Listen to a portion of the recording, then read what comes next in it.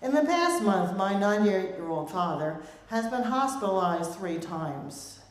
Since I am an only child and a dutiful daughter, this has thrust me into a new chapter of my life, which feels at times disembodied and surreal, and other times purposeful and grounded.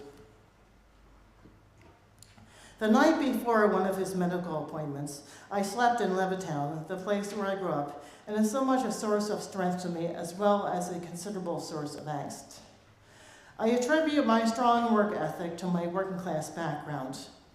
This is also the backdrop of 2 of my novels and partly of my memoir, Tea Leaves, about taking care of my mother when she was terminally ill. In this conventional landscape, I found myself praying to a conventional God about my father. Now, I was raised secular.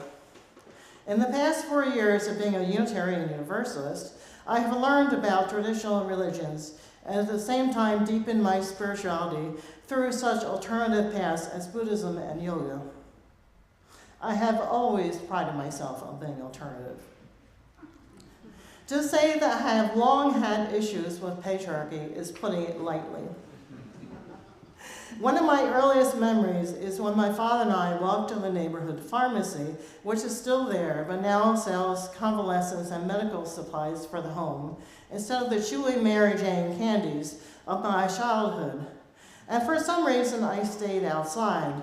When he came back out of the store, I was putting the imprint on my finger in the plank route around the store's window. "What are you doing?" he asked me. I truthfully replied that the group of boys who had just been there told me to do this. "Never do what a group of boys tells you," he said gruffly. I must have taken his words to heart because this is how I have lived my life. And so, in this conventional landscape, I found myself praying to God the Father to help my father.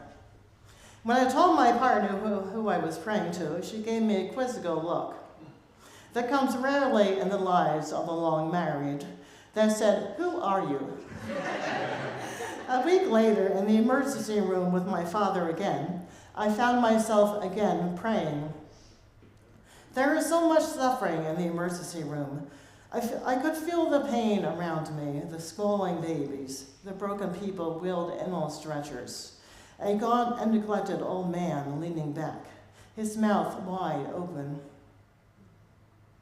I was sitting there breathing in and out.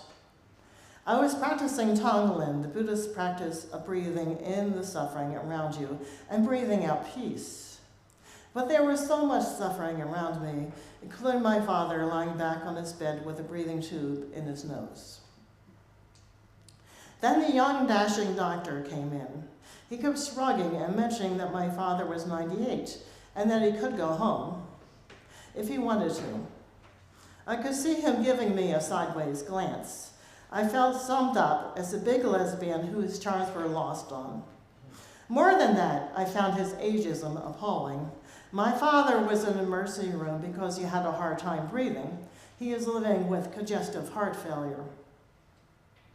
Fortunately, the nurse, who I liked, suggested that my father be admitted to the hospital. As I write this reflection, he is still there.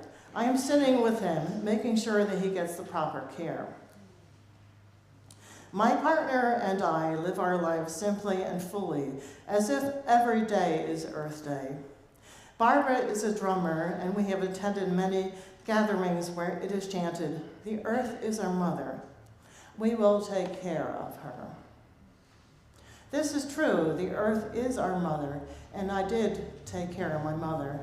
But the earth I sprang from is also my father, and I will take care of him.